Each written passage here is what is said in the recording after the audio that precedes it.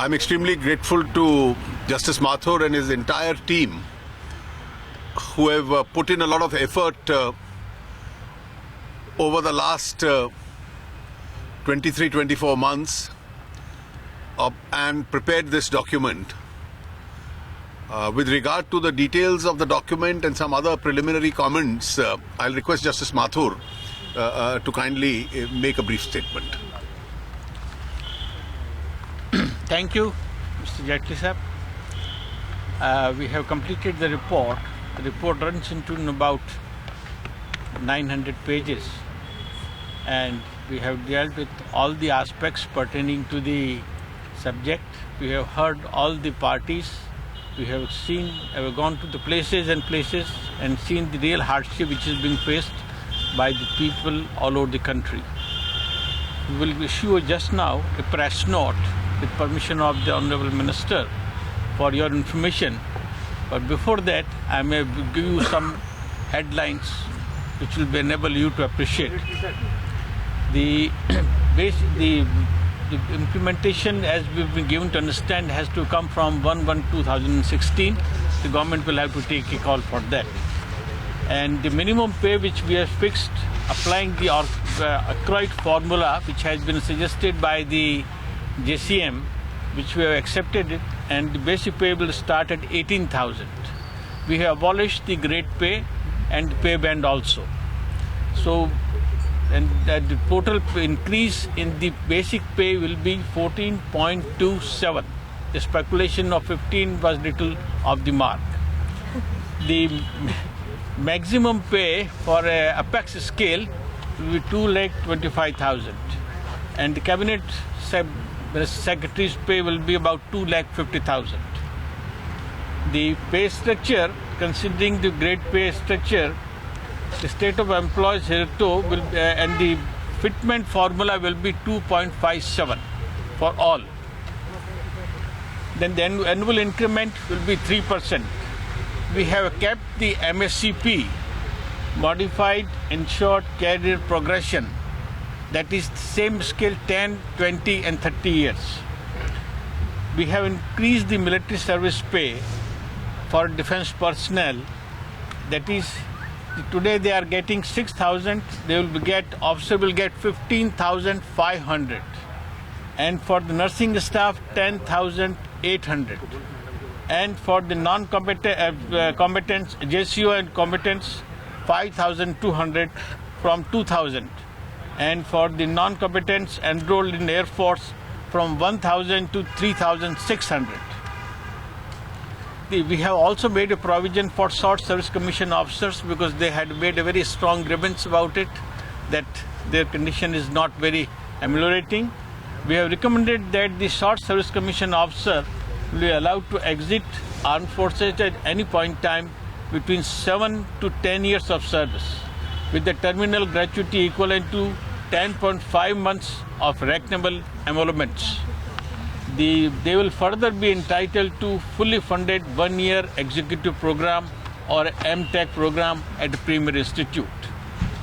We have also recommended for the lateral entitled settlement also. For that,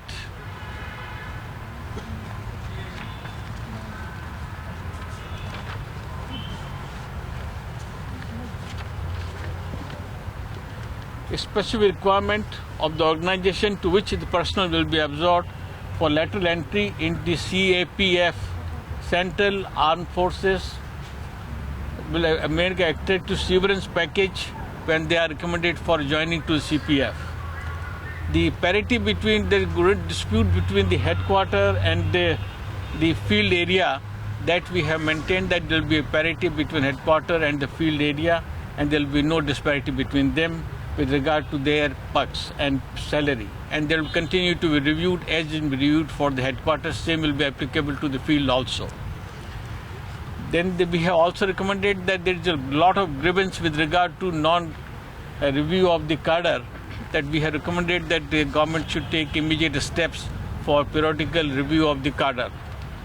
We have also revised the entire set of allowances.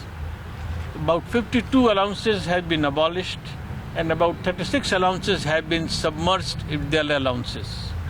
And we have made a new chapter of risk and hardship allowance.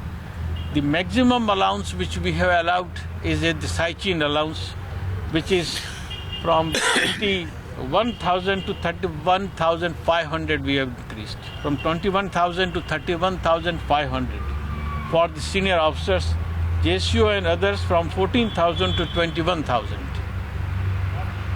There will be a benefit for them for hardship, and for the house allowance also we have made a provision for them, which was a great grievance there also.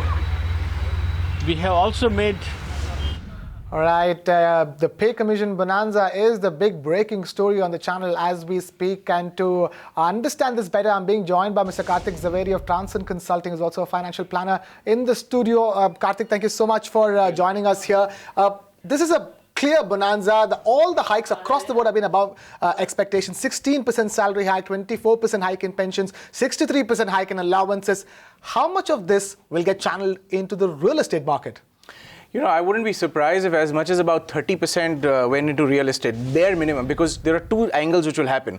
People will, one, start prepaying some amount of loans because they're going to get a huge packet and it's going to be a big bulk of money that they'll get. So that is one. Second is obviously builders will be a happy lot because a lot of these people will try and buy new homes because across the country there's so much of oversupply in terms of real estate that there's, you know, sales are very, very sort of lukewarm. So this might actually be a huge trigger to that as well, which is not necessarily nice, I must also mention, because see, the prices also had to become realistic. So if everyone was expecting a correction, maybe that won't actually happen because suddenly there'll be a lot of money floating around. So, which means that as the purchasing power goes up, then the chances of a price correction in the real estate market also automatically takes a backseat. Is that what you're saying? Yes, absolutely. Because see, what happens is, as soon as there are a couple of sales that happen, and these couple of sales like a trickle happen all across cities and various cities, then automatically, you know, suddenly the environment changes, and you know, you feel that there is units getting sold, and if they are getting sold, there is obviously no reason to even hold back the price or cut it. So obviously, the next step is to increase it by another 200 rupees per square feet. So, all right then. So there's always two sides to the coin. Karthik Zaveri, thank you so much for joining us here and giving us your perspective. As this big news is breaking here on Magicplex now, it's a pay commission bonanza, 16% salary hike and a 23% hike in pensions.